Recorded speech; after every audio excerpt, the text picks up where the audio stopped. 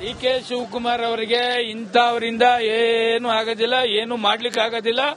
ಅವ್ರ ತಾಕತ್ತಿದ್ರೆ ರುಜುವಾತ್ ಕೊಡ್ಲಿ, ಫೇಸ್ ಮಾಡ್ಲಿ, ಏನಾಗ್ತದೆ.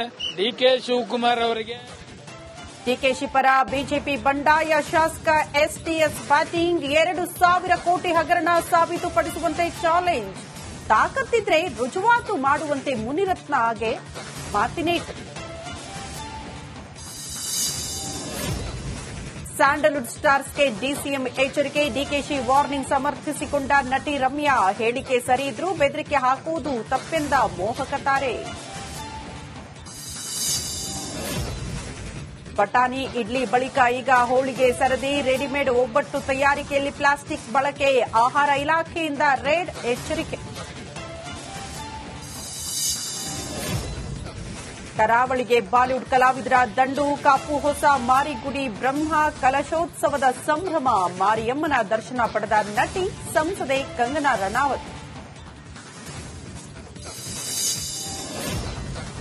ಗಿರ್ ಅಭಯಾರಣ್ಯದಲ್ಲಿ ನಮೋ ರೌಂಡ್ಸ್. ಪ್ರಧಾನಿ ಮೋದಿ ಸಿಂಹ ಸಫಾರಿ. ಏಷ್ಯಾಟಿಕ್ ಸಿಂಹಗಳ ಸಂಖ್ಯೆ ಏರಿಕೆಗೆ ಹರ್ಷ.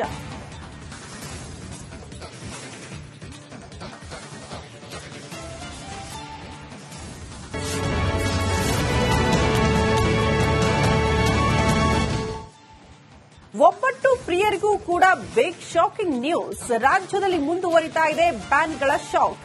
ಹೋಳಿಗೆ ತಯಾರಿಕೆಯಲ್ಲಿ ಪ್ಲಾಸ್ಟಿಕ್ ಬಳಕೆ ವಿಚಾರಕ್ಕೆ ಸಂಬಂಧಪಟ್ಟಂತೆ ಆಹಾರ ಸುರಕ್ಷತೆ ಮತ್ತು ಗುಣಮಟ್ಟ ಇಲಾಖೆ ಅಲರ್ಟ್ ಆಗಿದೆ. ಹೋಳಿಗೆ ಮಾಡುವ ಕೇಂದ್ರಗಳ ಮೇಲೆ ದಾಳಿ ಮಾಡಿದ್ದಾರೆ. ಪ್ಲಾಸ್ಟಿಕ್ ಬಳಸದಂತೆ ಅಧಿಕಾರಿಗಳಿಂದ ಎಚ್ಚರಿಕೆ ನೀಡಲಾಗಿದೆ. ಈ ಹಿಂದೆ ಇಡ್ಲಿ ತಯಾರಿಕೆಯಲ್ಲೂ ಕೂಡ ಪ್ಲಾಸ್ಟಿಕ್ ಬಳಕೆ ಆರೋಗ್ಯಕ್ಕೆ ಮಾರಕ, ಅದರಲ್ಲಿ ಕ್ಯಾನ್ಸರ್ ಬರುವಂತಹ ಚಾನ್ಸಸ್ ಇರುತ್ತೆ ಅನ್ನುವಂತಹ ವಿಚಾರವನ್ನ ಪ್ರಸ್ತಾಪ ಮಾಡಿದ್ರು. ಹಾಗಾಗಿ ಯಾರು ಕೂಡ ಪ್ಲಾಸ್ಟಿಕ್ ಬಳಕೆ ಮಾಡೋ ಹಾಗಿಲ್ಲ. ಇಡ್ಲಿ ತಯಾರಿಸುವ ಸಂದರ್ಭದಲ್ಲಿ ಬದಲಾಗಿ ಬಟ್ಟೆ ಅಥವಾ ನಾನ್ ಸ್ಟಿಕ್ ಗಳನ್ನ ಬಳಕೆ ಮಾಡಬಹುದು ಅಂತ ಹೇಳಿದ್ರು. ಈಗ ಅದರ ಬಳಿಕ ಹೋಳಿಗೆಯ ಸರದಿ. ಸಹಜವಾಗಿ ನಾವು ಅಂಗಡಿಗಳಿಗೆ ಹೋದಾಗ ಈ ಹೋಳಿಗೆಯನ್ನ ಮಾಡಿ ರೆಡಿ ಮಾಡಿ ಇಟ್ಟಿರ್ತಾರೆ, ಅದನ್ನ ಪ್ಲಾಸ್ಟಿಕ್ ಅಲ್ಲಿ ಸುತ್ತಿಟ್ಟಿರ್ತಾರೆ, ಅದು ಕೂಡ ಮಾರಕ ಅಂತೆ. ಈಗ ಅಧಿಕಾರಿಗಳು ರೇಡ್ ಮಾಡಿರೋದ್ರಿಂದ ಯಾವುದೇ ಕಾರಣಕ್ಕೂ ಪ್ಲಾಸ್ಟಿಕ್ ಬಳಕೆ ಮಾಡೋ ಹಾಗಿಲ್ಲ.